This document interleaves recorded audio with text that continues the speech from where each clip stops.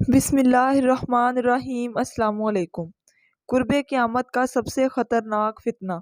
ہم سب کے پیارے آقا محمد رسول صلی اللہ علیہ وآلہ وسلم نے اپنی دعاؤں میں دجال کے فتنے سے بہت پناہ مانگی ہے، اور حدیث پاک میں آتا ہے کہ اس سے بڑھ کر کوئی اور فتنہ نہیں۔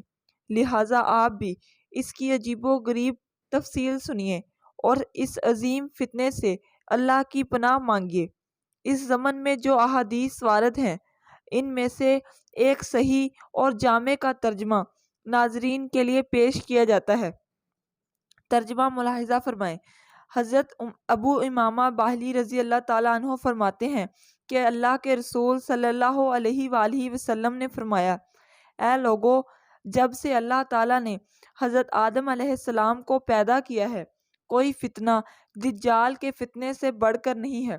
اللہ نے جس نبی کو بھیجا، اس نے اپنی امت کو دجال سے ڈرایا۔ میں آخری نبی ہوں اور تم آخری امت ہو۔ وہ لامحالہ تمہاری طرف خروج کرے گا۔ اگر اس کے خروج کے وقت میں تمہارے درمیان موجود ہوا تو میں ہر مسلمان کی طرف سے اس کے سامنے حجت پیش کروں گا، اور اگر اس کا خروج میرے بعد ہوا تو ہر آدمی خود اپنی حجت پیش کرے گا، اور میں ہر مسلمان کے لیے اللہ کو مددگار کیا جا رہا ہوں۔ دجال شام اور عراق کے درمیان ایک شگاف سے نکلے گا اور دائیں بائیں فساد برپا کرے گا۔ اللہ کے بندو، اے لوگو، ثابت قدم رہنا۔ میں تمہارے لیے اس کی ایسی علامات بیان کروں گا جو مجھ سے پہلے کسی نبی نے بیان نہیں کی ہوں گی۔ وہ کہے گا، میں تمہارا رب ہوں۔ دیکھو، تم اپنے رب کو مرنے کے بعد ہی دیکھ سکو گے۔ وہ کانا ہے، تمہارا رب یک چشم نہیں ہے۔ دجال کی دونوں آنکھوں کے درمیان لفظ کافر لکھا ہوگا۔ اس کو ہر پڑھا لکھا اور ان پڑھ مومن پڑھ سکے گا۔ دجال کا ایک فتنہ یہ بھی ہے، اس کے پاس جنت بھی ہوگی اور دوزخ بھی۔ اس کی جنت اصل میں دوزخ اور اس کی دوزخ اصل میں جنت ہے۔ جو اس کی آگ کی آزمائش میں پڑے وہ اللہ کی پناہ مانگے اور سورہ کہف کی ابتدائی آیات پڑھے۔ اللہ اس بندے کے لیے وہ آگ اس طرح ٹھنڈی اور سلامتی والی بنا دے گا جس طرح حضرت ابراہیم علیہ السلام کے لیے اللہ تعالیٰ نے آگ کو سلامتی اور ٹھنڈک والا بنا دیا تھا۔ اس کا ایک فتنہ یہ بھی ہے کہ وہ بدو عربی دیہاتی سے کہے گا کہ اگر میں تمہارے ماں باپ کو زندہ کر دوں تو کیا تم میرے رب ہونے کی گواہی دو گے؟ وہ کہے گا، ہاں۔ پھر وہ شیطان کو اس کے ماں باپ کی صورت میں اس کے سامنے کھڑا کر دے گا۔ وہ کہیں گے، اے ہمارے بیٹے، اس کی پیروی کرو، یہ تمہارا رب ہے۔ ایک کا فتنہ یہ ہوگا کہ وہ کسی انسان پر قابو پا کر اس کو قتل کر دے گا، پھر اسے دو حصوں میں چیر ڈالے گا۔ پھر وہ لوگوں سے کہے گا کہ اس بندے کی طرف دیکھو، میں اسے دوبارہ زندہ کر دوں گا۔ چنانچہ اللہ اس کو دوبارہ زندہ کر دے گا، اور وہ خبیث اسے کہے گا، تمہارا رب کون ہے؟ وہ کہے گا، میرا رب تو اللہ ہے، اور تو اللہ کا دشمن دجال۔ اللہ کی قسم، تمہارے متعلق مجھے جھوٹا ہونے کی آج کے دن سے بڑھ کر کبھی اتنی بصیرت حاصل نہیں تھی۔ اس کے فتنوں میں سے ایک فتنہ یہ بھی ہے کہ وہ آسمان کو بارش برسانے کا حکم دے گا تو وہ بارش برسائے گا، اور زمین کو اگانے کا حکم دے گا تو وہ غلہ اگانے لگے گی۔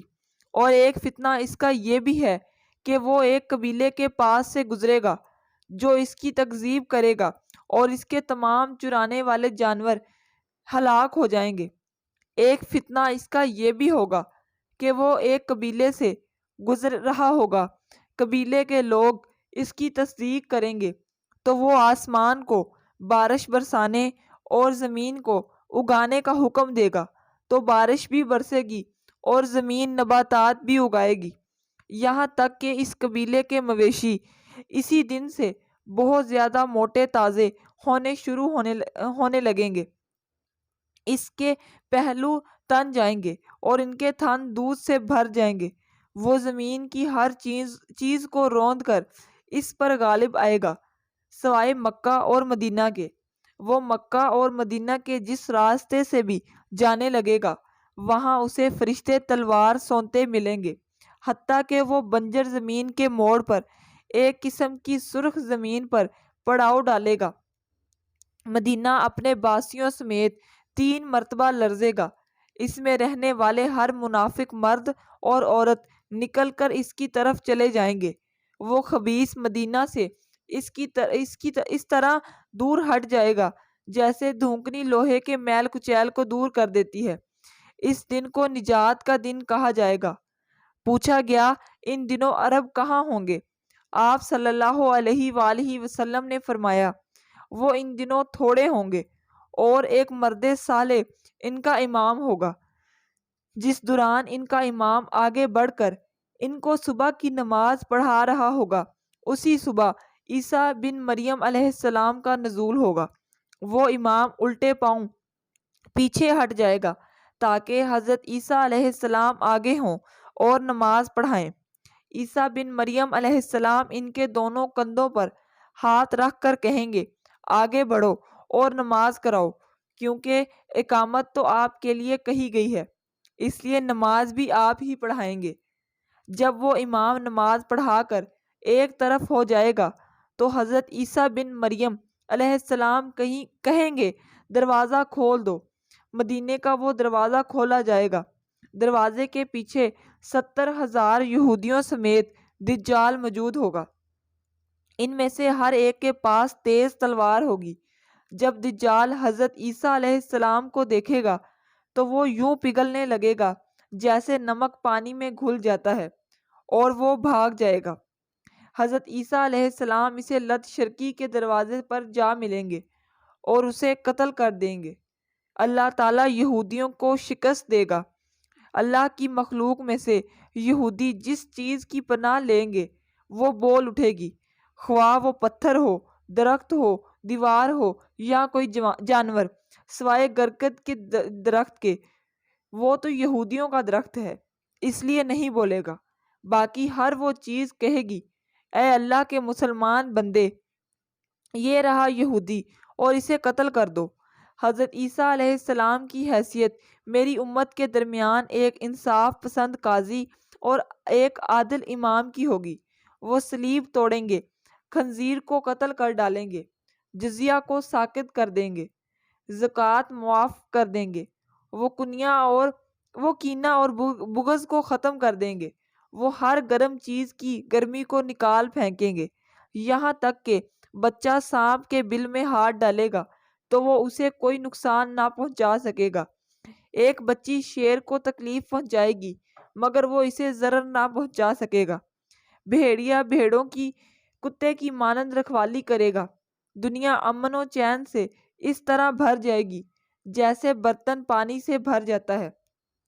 قریش اپنی حکومت چھین لیں گے اور زمین چاندنی کے فرش کی طرح ہو کر وہ نباتات اگائے گی جو حضرت آدم علیہ السلام کے وقت اگاتی تھی، یہاں تک کہ لوگ انگور کے ایک گچھے کو مل کر کھائیں گے اور وہ انہیں سیر کر دے گا۔